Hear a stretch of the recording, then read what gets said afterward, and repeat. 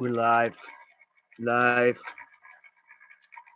Doubt if anybody will chat with me tonight, but in any case, we're live. Late night, 11:37 Eastern Standard Time. Stosh is on an unannounced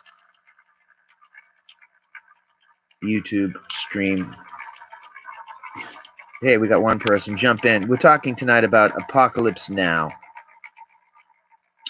Yes, an old movie, but actually the movies from the 1970s were superior in every other way. You had Enter the Dragon, Apocalypse Now, Deer Hunter, The Godfather.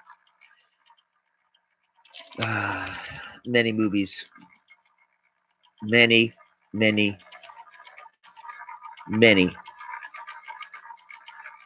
good movies. And they're far superior to the films now. The Great Santini, was that the 1970s? Dogs of War.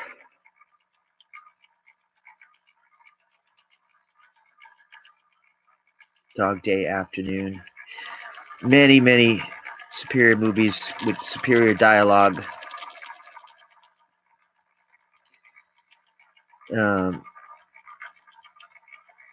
Francis Ford Coppola, brilliant director in this one. Astoundingly good movie. Now, the essence of it, if you don't know, it's based on the book Heart of Darkness by Joseph Conrad. Right out of the Rudyard Kipling kind of experience. Heart of Darkness follows the protagonist down a river, confronting the indigenous peoples and so forth.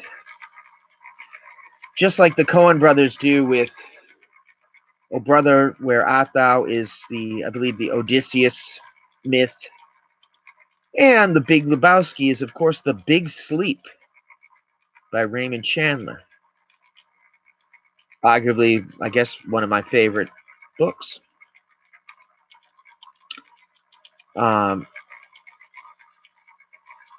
This movie is fantastic. I mean, the special effects, the way they are, really, the modern movies now with their CGI or computerized generated stuff, it just doesn't really compare to the weirdness of Apocalypse Now. Yeah, Star Wars, the original one, Empire Strikes Back, or Star Wars. That's the 1970s as well.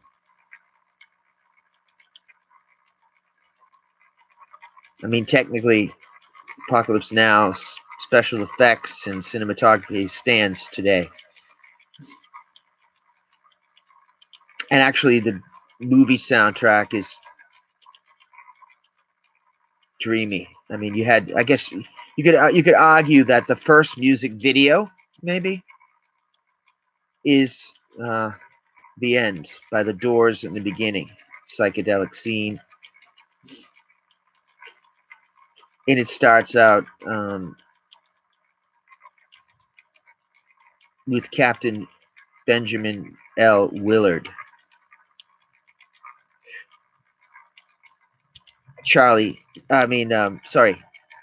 Martin Sheen, not Charlie Sheen. By the way, Joseph Conrad was, of course, Polish. If you watch this channel, you're probably annoyed by how many videos I have which point out that Polish people were responsible for a lot of stuff. People are quick to point out that, oh, the Polish weren't the first to break the codes in World War II. Yes, they were.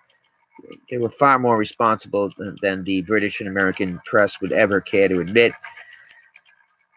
Hey, Copernicus, I used to do a joke.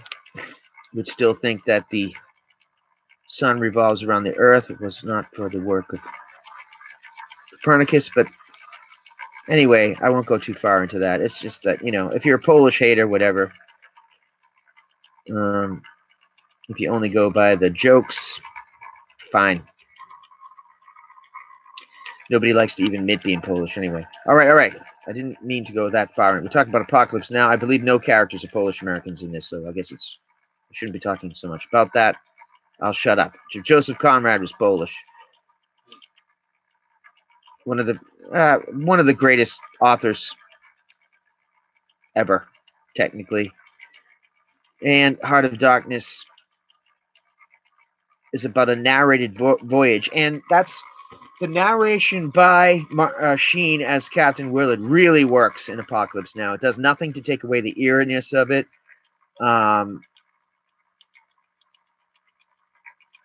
And I'll get to it, why it's amazingly effective in this film. One of the many brilliant parts of it. The narrator tells the story of friends aboard a boat anchored to river Thames, so forth. The idea that there's a difference between civilized people and savages. Imperialism and racism and these different problems. Of course, it's a different story. It provided the inspiration for Francis Ford Coppola's Apocalypse Now. And it's about a naval patrol boat that makes its way up on a secret mission to assassinate a Colonel Kurtz. Indeed, played by Marlon Brando. The psychedelic feeling and the unreal feeling of Apocalypse Now goes through the whole film.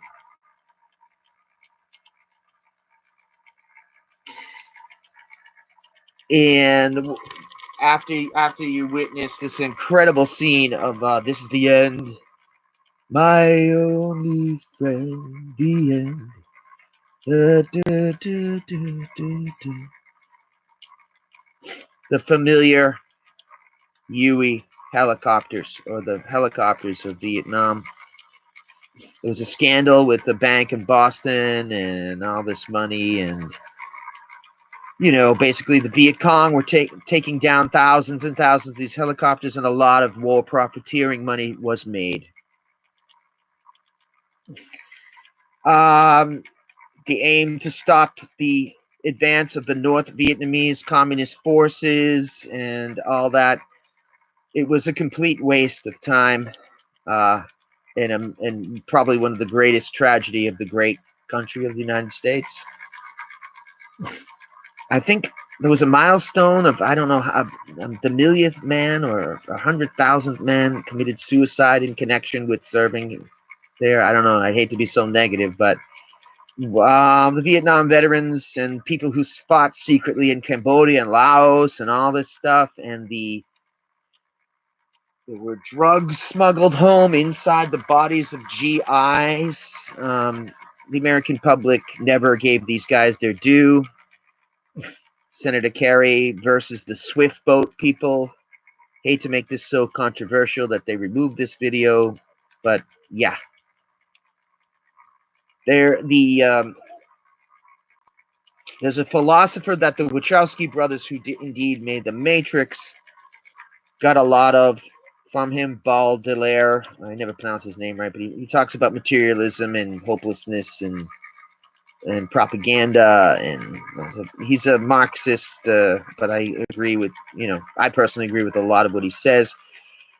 And he brings up the fact that, very, very interesting enough, the power of this movie, the awe that it brings, it's really a fantasy. It's not exactly it's not entirely real war. It's dreamy. It's a drug-induced trip. It's so distracting that this philosopher says it distracted the people from the real pain of the war in Southeast Asia, Vietnam.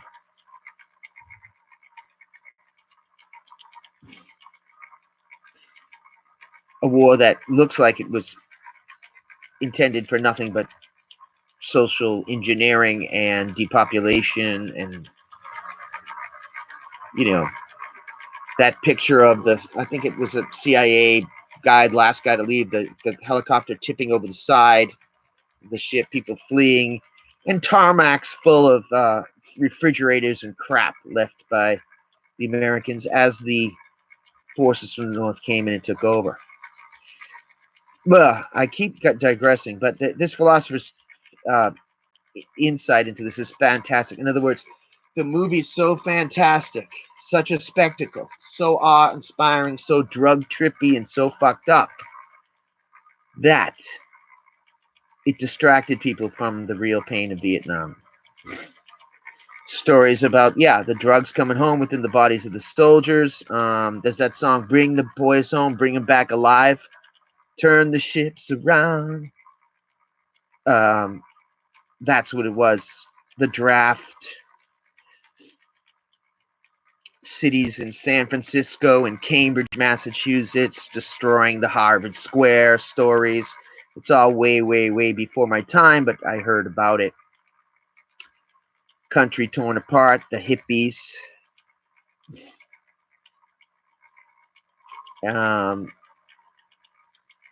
Fragging, the stories about fragging. The first war with the televised.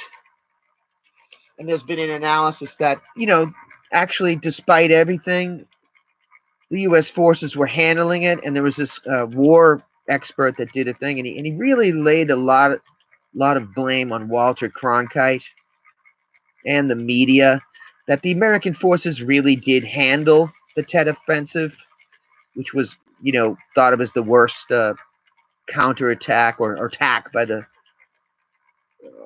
Viet Cong. And, they basically, the media took some pictures of some burnt out stuff and this and that, and they demoralized the American public. Needless to say, they shouldn't have been there anyway, but I thought the guy's comments were very interesting. That it was the first media-run war. General Westmoreland versus the media. The media won. This war broke the back of the United States at the time. Any goodwill or any feeling of goodwill in World War II and so forth was lost on this. And only until relatively recently have the men who served in Vietnam have been honored in any significant way. And it's a tragedy. This is my opinion. Not a good situation. A war run from the Pentagon by pencil-pushing eggheads. Robert McNamara, just in the last 10 years, was in a documentary, and he wrote a book. Oh, I made a mistake. The whole thing was a mistake. I made a mistake. I was wrong about everything. I was an idiot. And tell that to the 55,000 or whatever guys that got killed, and how many people were killed. Taking from the Wikipedia entry, Apocalypse Now, 1979. Okay, the late 70s. It's an epic psychological war film. But again, as Baudelaire or whatever, the Marxist philosopher says, and I'm not Marxist, and I'm certainly not siding with the Viet Cong. I agree with that war historian's point of view that Walter Cronkite was a dick and the media sucked. But it was excellent to use Joseph Conrad's representation, because the Captain Willard, in an incredible scene in the beginning of this film, spoiler alert, he's doing like this martial art thing, and it's just this amazing, the end to the Jim Morrison war song, and he's so drunk, so high, doing his Tai Chi that he smashes the window. It was so intense that it gave Sheen a heart attack. He had a heart attack while filming this film. The great actor Martin Sheen. I hadn't said a word to my wife until I said yes to a divorce. How many people I had killed? There was that one person. The bullshit piles up so high in Vietnam. The lines are incredible. And I have a lousy redo on this channel of the meeting between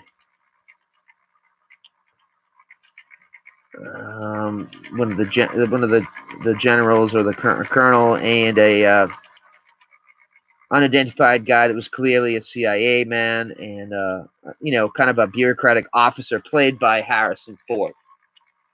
I think it's his first big role. Han Solo's first big role. And it's after he's been, they bring him there and he just takes orders. What was I going to do? I took the mission.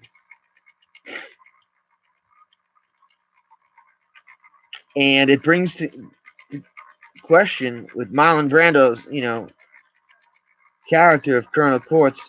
Of course, he was immensely overweight when doing this film. Hey, I've got one viewer. Jump in the chat, you guys. We're talking Apocalypse Now.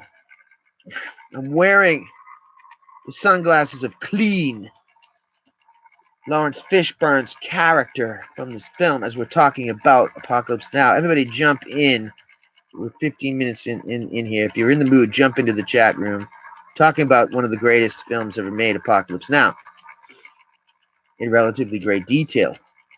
And I went into a rant. I hope I didn't make any enemies here about the disgusting hypocrisy of this war.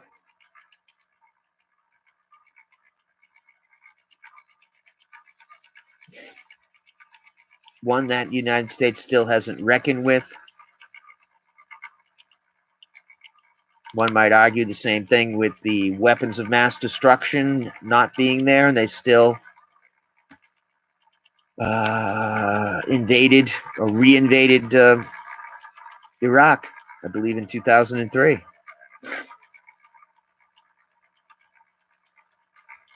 Captain Benjamin Willard is summoned to the field office headquarters in Nha Trang.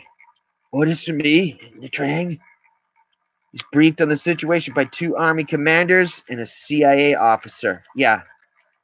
In order to terminate Kurtz's command with extreme prejudice. Terminate his command with extreme prejudice. I love how they never say just assassinate these guys. So he goes up, and they're on a river patrol boat.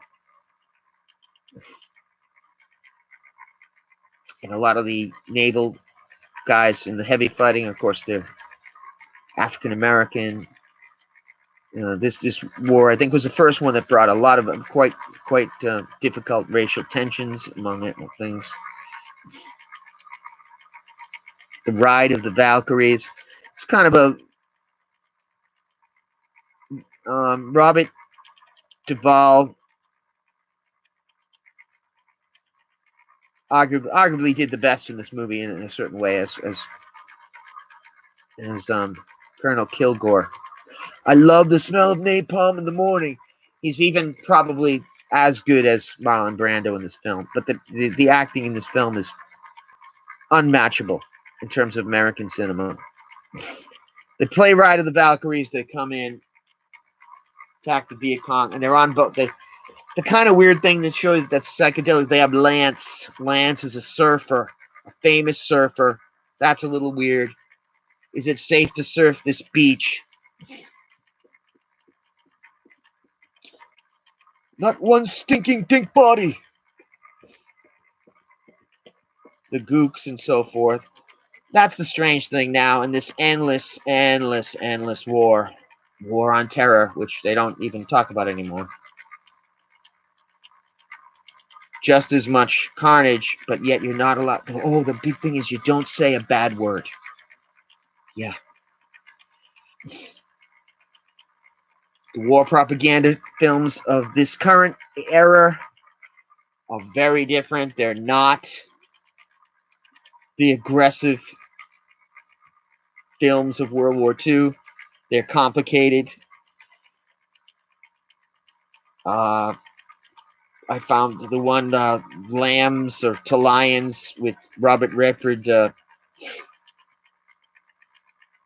questionable in that I believe he went against the Vietnam War, but he's laying down complete support for the Afghan conflict, and by default probably the Iraq one. I don't know. Why is that? Like you're fighting. Francis Ford Coppola makes an appearance in this film.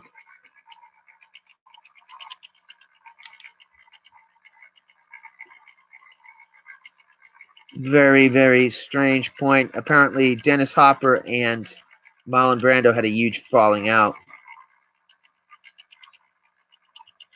What's up, Tarzak? Tars 676. We're talking Apocalypse Now, my friend. Stand alone. Are you from Asia? I like that. I like that writing. We're talking Apocalypse Now.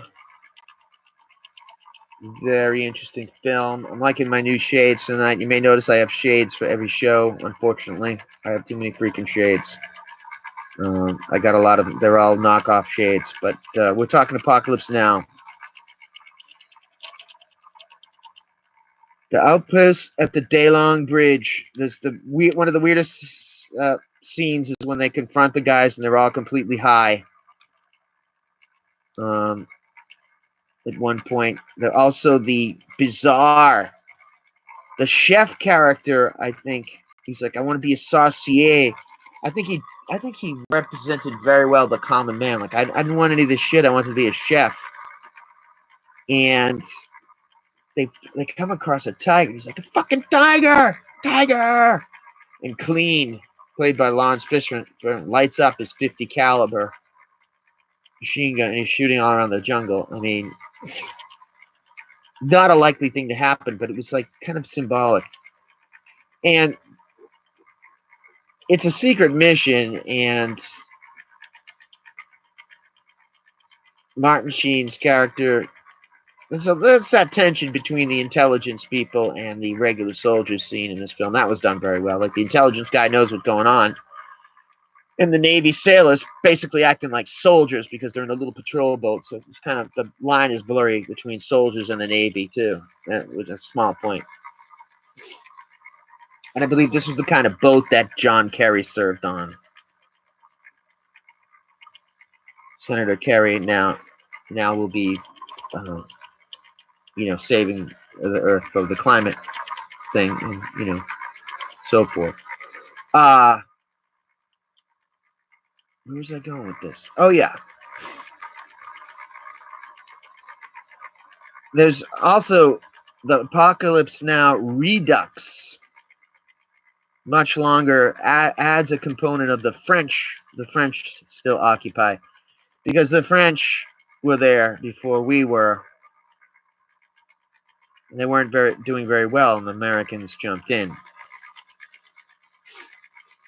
Very much a waste of blood and treasure. I'll be right back, Tarzak 677. Sorry. Oh. I think that film is more of a mono, where it's a Japanese term that doesn't exist in English. You should study that. You're actually that the standalone part? Sure. Excellent. Be right back.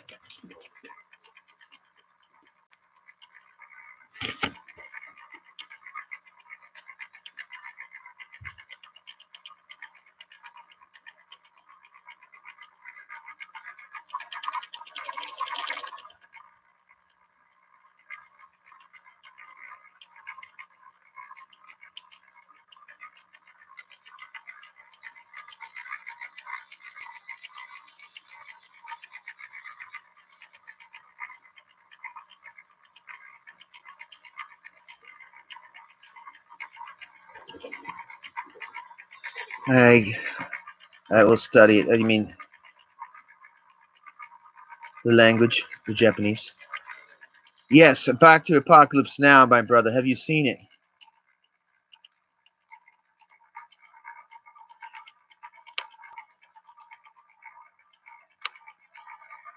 Dennis Hopper. Okay, so where it connects to the Joseph Conrad novel is when they confront the indigenous peoples and the chief, who's he was a moral man. The chief, you get that idea, and he's killed by spear.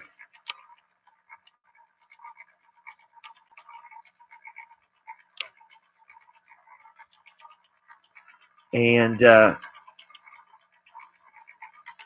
so that was kind of a throwback to that. Lance, it is a good board. Bring me back my board. The Redux longer version seemed to not... I can understand why they didn't go with that. It just slowed the movie down for some reason. Although I really liked it. They reached the bridge of Da Nang or whatever. Everybody's under the influence of LSD.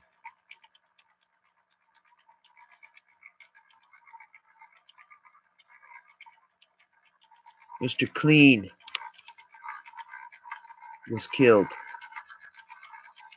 Lance survives to the end. And I think the reason why I'm calling Chef the ordinary man is because finally Captain Willard tells the remaining living members of the crew. Albert Hall. No, not Albert Hall. Frederic Forrest is the engine man, third class. Chef Hicks. He was wound tight. Chef from New Orleans who was horrified by his surroundings. Frederic Forrest is a very, very good actor.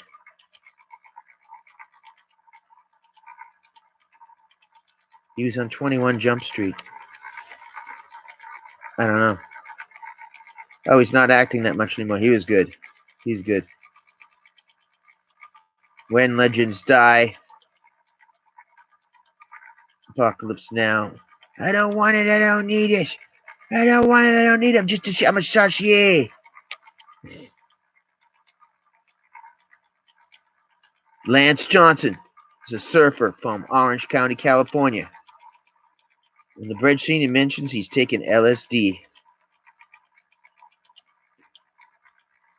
Laurence Fishburne, gunner's mate, third class Tyrone, Mr. Clean. So wild that he gets tapes in the mail, so you hear his mother saying, I miss you and stuff. Clean! They got clean! Marlon Brando is always, towered above basically any American actor. In this, he's the highly decorated U.S. Special Forces officer from 5th Special Forces Group who goes completely rogue. He runs his own military unit in Cambodia. Robert Duvall's William Bill Kilgore pretty much was a composite of like a General Patton type of guy. When I say it's safe to surf this beach, it's safe to surf this beach. I love the smell of napalm in the morning. I know. Oh, you at work, dude? Shit. Mike, I know. I suck at YouTube, Mike. I apologize. I don't know what I'm doing. Shit. A post or say when you are... Yeah, what do I do? Do like a thing that I'm going to be on or something? How the heck do you do that? I got to look at the tutorial. Mike, I apologize. Also, not only am I bad at it, that my channel is totally demonetized. So I'm like, my enthusiasm waxes and wanes. You know what I mean? Apologize. Yeah, I don't know. Send me a message on how to do it better. Apologize to Mike G. Sorry, man. But we're talking Apocalypse Now. You work the night shift or whatever? Thank you. Oh, I'm enjoying it. Oh, good. I've been starting to trend now. I'm starting to go more with book reviews and movie reviews because I found that some of them I did really good, like paranormal. But if I took certain topics, I kind of drifted all over the place. So this is I think this is my first movie review, but the book reviews are going pretty good. And I think one of the keys is to talk about some pretty obscure stuff, because if you don't, then you won't get too many followers. Unless you go. Oh, I guess, and I also oh, cool. Protect that college, brother. Protect that propaganda mill.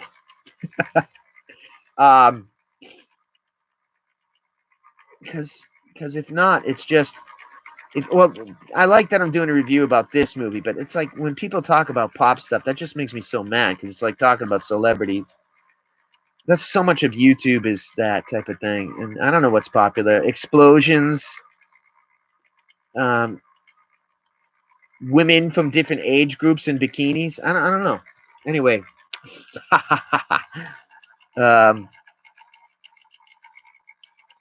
and I hope my diatribe didn't get me in trouble. I'm just saying what I'm thinking about Vietnam. I mean, I remember the first time when I read about that. I mean, this is a real thing. I can even it's in that movie with Denzel Washington playing a drug dealer, and he's confronted by the his name escapes me. Confronted by the guy who played Gladiator, Maximus.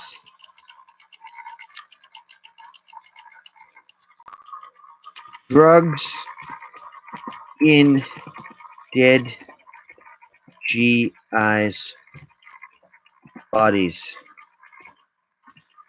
This always bothered the hell out of me. Drug feared scent in bodies of GIs. I mean, it's incredible. Heroin smuggled in the coffins of dead American soldiers coming back from Vietnam. Yeah, I'm sure Snopes or Scopes tries to deny it. Fuck them.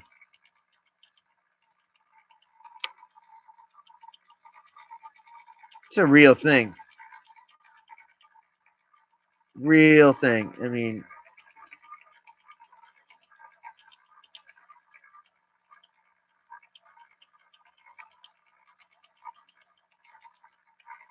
Frank Lucas. I don't know if Frank Lucas was the guy that. I really doubt that it's just the guy that Denzel played.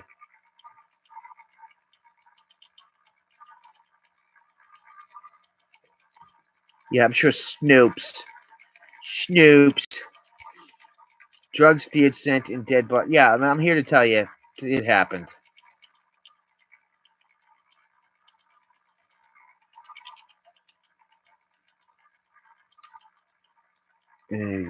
So yeah, $1,700 smuggled into the United States, sewn into the bodies of war victims, sold for $20,000 a kilogram. Da da da da. Yeah, this is dark stuff. I'm putting this in here. I always think of this when I think of Apocalypse Now.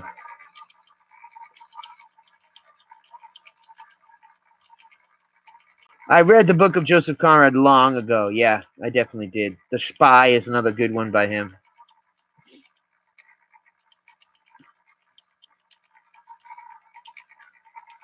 Spy. The spy is even more difficult than the terrorist and the anarchist.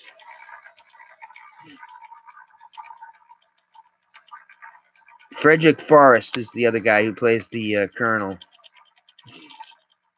You know who one of the legendary bad guys is the CIA guy.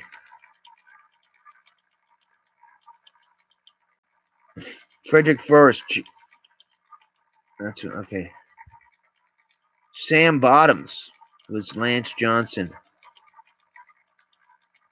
Dennis Hopper. He reads the Rudyard Kipling poem If. And he becomes a devotee of Colonel Kurtz and how he helps the indigenous people survive. On the conspiratorial aspect of this that other people won't tell, and you'll get it here on the Stosh channel, is there's a certain amount of influence in this movie that may have been derived from a very controversial figure named Colonel Bill Gritz. Am I saying his name right? Bo Gritz, who I did meet one time. Special forces guy. He talks about how the government was running drugs and stuff, and that he was ordered to make contact with a Kunsa, a major drug lord. Jerry Zeismer. is the CIA guy. Terminate with extreme prejudice. Terminate with extreme prejudice. Man, he's huge in that movie. Very, very interesting looking actor.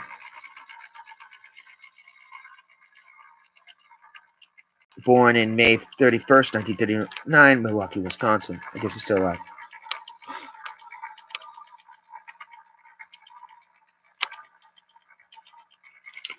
Yeah, I do. I do prefer it to Platoon. I don't know why. Platoon was hard hitting, and it was an agony. You know, it was an ordeal. I love the theme music. But I don't know, to shoot Elias is such like a nice guy, and the way they shoot him that way, I don't know. It's very agonizing. It's almost sadistic in that aspect, but it's damn good. Who's the guy? The guy who plays the bad guy in that was really good. Elias is dead, man. They're both really good. I don't know why.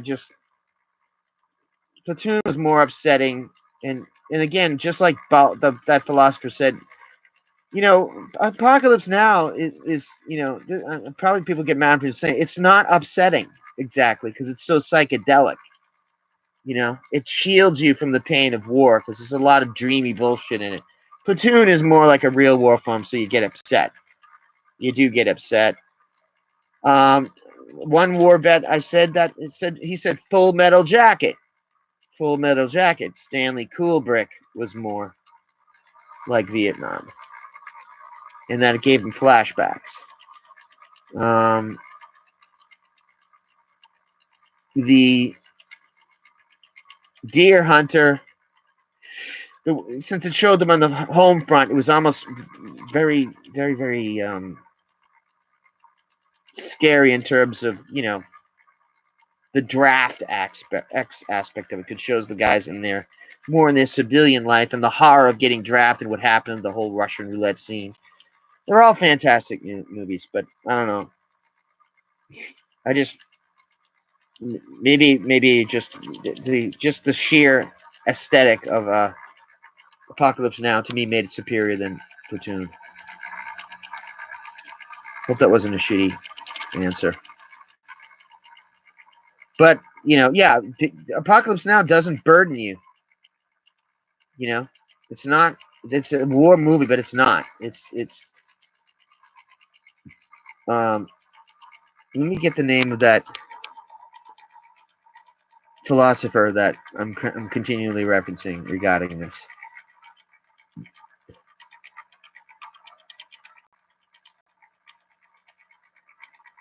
Sam was in Outlaw Josie Wales. Okay.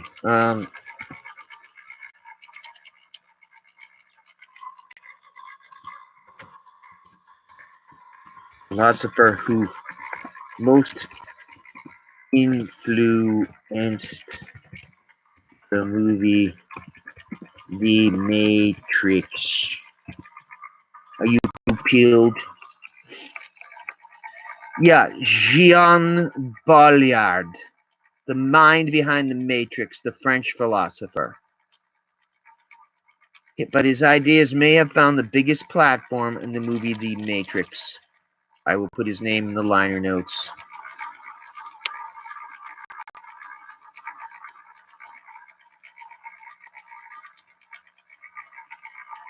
Oh, yeah. Coppola makes an interesting cameo. Oh, yes. Right. Like you're fighting. Don't look at the camera. Like you're fighting. I know. Mike, dude, yeah, that's right. He breaks the fourth wall. Maintaining that psychedelic novelty. Miss May!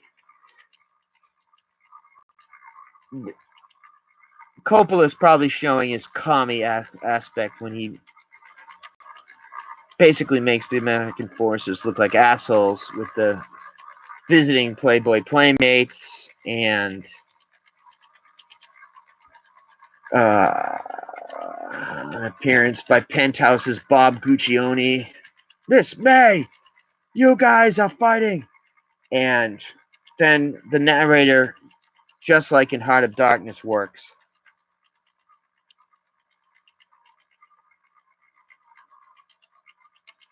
Real in the hyper reality. Yeah.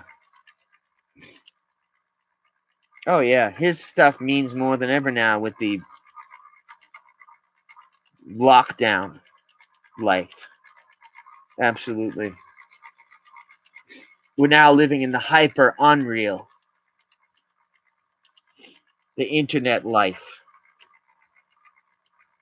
The mask life.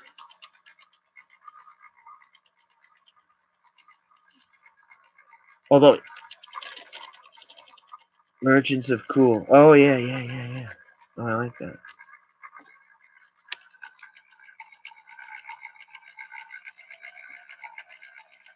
Good point.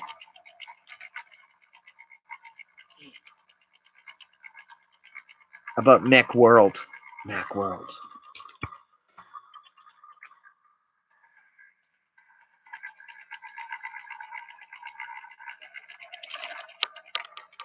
The Merchants of Cool, creators and sellers of popular culture. Frontline correspondent Douglas Reshikoff. The Merchants of Cool, Frontline. You know, I got to say about those shows like Frontline, though, those give you the idea that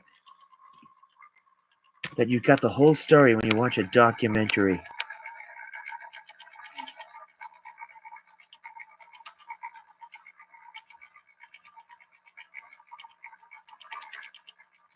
Douglas Rushkoff.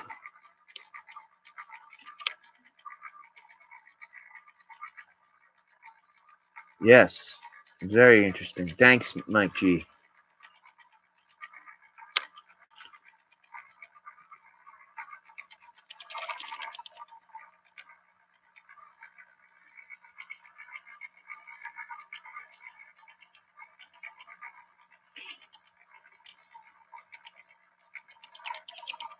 The Gulf War movies that I mentioned are very bizarre. They never quite get into it. Although there was that series, American Kill or something like that, about the Marines who went in. That got a little into it. You know, maybe The Hurt Locker. Generation Kill, yeah, that was again had an MMA, the mixed martial arts feel to it, right?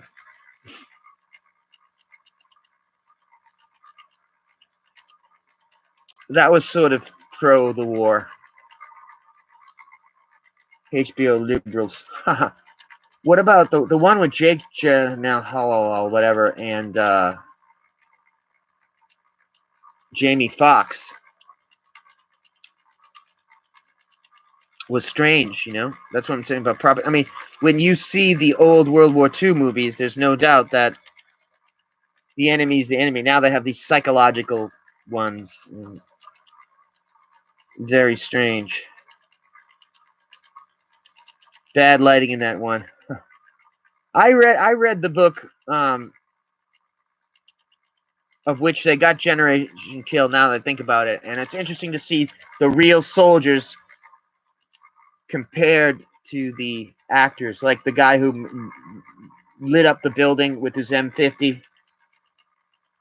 And in real life, the giant guy, you know, he is more. The actor was a cool, you know, an actor, and the real guy in real life really didn't have any teeth or whatever, you know, and so forth.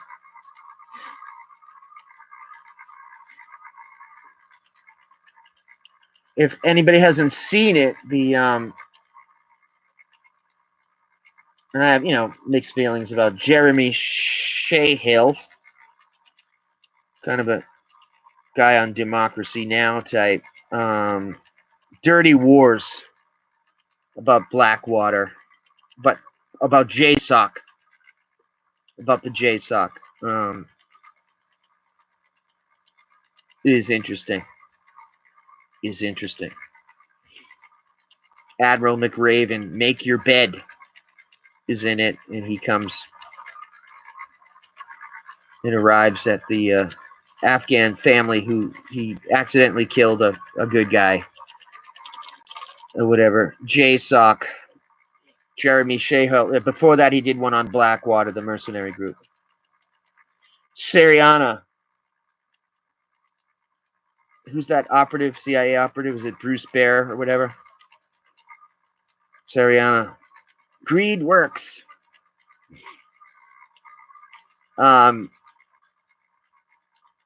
George Clooney apparently practically almost died making that one, just like Martin Sheen. I guess they had him gain weight to look like the guy for some reason, and he claimed he almost died in the torture scene.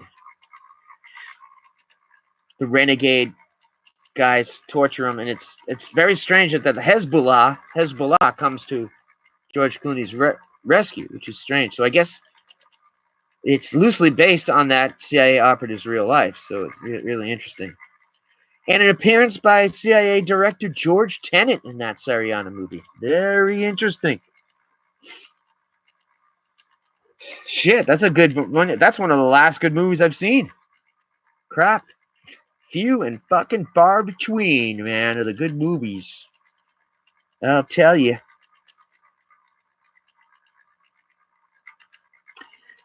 All right, you guys. Shit. Yeah, Mike G, you're right. I gotta post these more. I'm glad you're kind of enjoying them. Your input's incredible tonight, my brother. And thanks for the other guy from Asia. I hope this was a pretty good assessment of Apocalypse Now. I hope I don't look like a renegade against the United States complaining about the dead bodies, drugs, and the futility of the whole war, and that the country really needs to apologize to the Vietnam vets more.